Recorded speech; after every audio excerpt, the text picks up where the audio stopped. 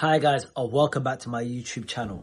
So in this video, I want to be speaking a little bit about some of the setbacks I've had in the last few weeks. You know, I always like to make sure that I'm giving a rounded approach when it comes to my YouTube channel, advising you guys of everything that I'm doing, and also when things don't go to plan, making sure that I'm updating you guys as well, because I like to ensure that you guys are getting the reality of what actually being a property investor is about, and not just when things are going well and when everything is smooth and working perfectly, because that's just not the reality of things. So let's dive into it. So the first thing I want to speak about is a few weeks ago, I actually saw a block of 2 flats that I really liked, and it was up in Cumbria in a town called Aspatria. I've probably not pronounced that right, but it was in Cumbria nonetheless, so it was far out.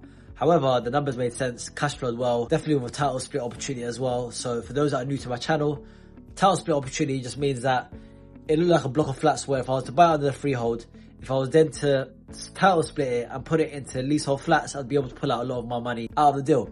So that's always what I'm looking for when I'm looking for blocks of flats. And funnily enough, actually, the property had been on the market for, well, based on Rightmove, the property had been on the market for over a year. So I spoke to the estate agents and they mentioned that twice it fell through. So I thought, oh, there's a good opportunity here for me to scoop in. So I went up, long journey. I went up in the morning by train up from Kent, went there, viewed the properties, viewed the 2 flats, then came back down. So by the time I got home, it was late. It was midnight-ish. That's how long the journey was up to Cumbria and back town to Kent. I'm talking, I left Kent at like 9 in the morning.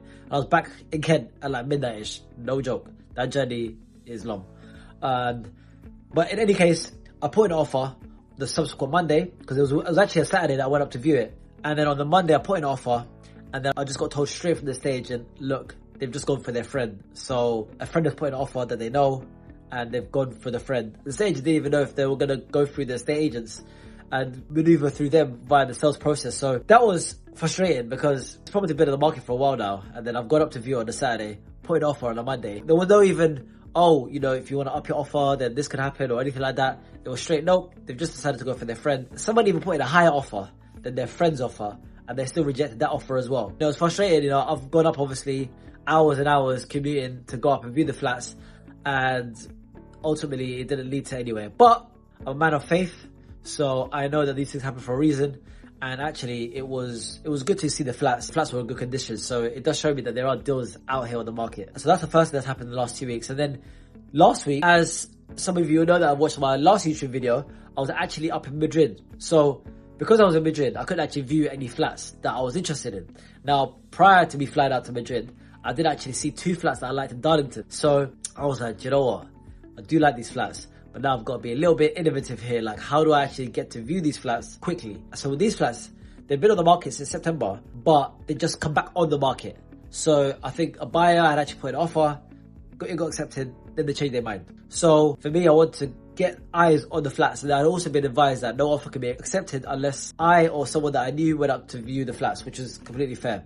So what I actually did was, I instructed a company called Viewber, and they actually do viewings on your behalf. So they would go out and actually do a video recording of the flats, take pictures, and then send them to me. So that's what they did. They did a video of both flats. They sent me some pictures as well with their commentary on the pictures, which was actually super helpful, because I was able to actually see that what I was seeing on this report from Viewber was very different to what I'd actually seen on Rightmove. You know, on Rightmove, the pictures look really good. However, looking at Viewber, there was certain stains and certain cracks and things like that I weren't on Rightmove, which I get, right? You gotta advertise your properties in the best way. So when I saw all of that, I was like, nah, I'm not putting an offer on these flats, because it would just be too much work, and that's not my thing. I'm not trying to do a whole bunch of refurbs on some flats.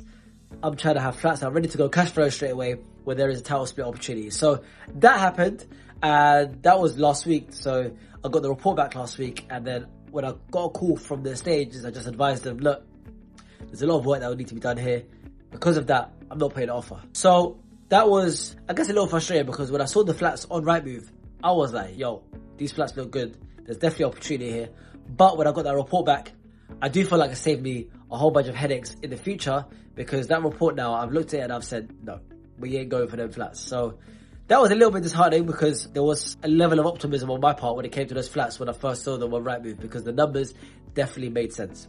And then the only other thing I guess to mention, and I've spoke about it on my YouTube channel as well, was obviously the Middlesbrough flats. So that, I guess, the saga kind of ended in September. For anyone that's new to the channel, I was actually working on a block of 2 flats in Middlesbrough from March up until a month and a half ago. And as completion was closing, the seller tried to gazump me, tried to mention that there was another buyer that was going to put in a higher offer. And when I refused and outright refused, then they just said, okay, they're withdrawing. They subsequently, after a few days, tried to come back. But at that point, I was like, no, you withdrew the property, and I'm not going to now do business with you. So that happened, and looking back at it now, I'm actually glad it happened the way that it did. When I actually went up to view the flats not long ago, I didn't even have a good feeling about it when I spoke to the tenant. So I had a gut feeling that wasn't that great. So when he did pull out, yes, I was frustrated and disappointed, but quickly after that, I was actually okay with it and at peace with it. So that happened as well. So I just wanted to update you guys to let you know that, look, this property thing is not easy. You know, your property journey is not going to be easy. If you're trying to acquire a lot of properties,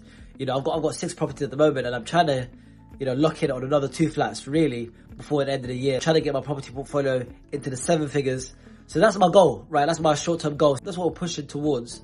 And ultimately, it's not going to be easy to do that. With anything that you're doing, right, if you're looking to buy your first investment property, if you're even looking to buy your first residential property, if you're looking to expand your property portfolio, wherever you are, your property journey, it's not going to be easy. You're going to face challenges. It's just a part of it. It's just a part of the journey. So if that's you, hopefully this video serves as a reminder just to keep going and just keep pushing through. Now, if you are looking to buy your first investment property or your first residential property and you want expert support to ensure you're not making any mistakes, then feel free to either reach out to me via Instagram, or you can actually go on the Property Playbook website and just fill in the questionnaire and I'll be in contact. So ultimately, the Property Playbook membership will take you from where you are right now to keys in hand. So it works through a 4 phases process where we get you a decision of principle, which is a pre-approved mortgage offer within the first 30 days. We then move you to get your first offer within the first 90 days.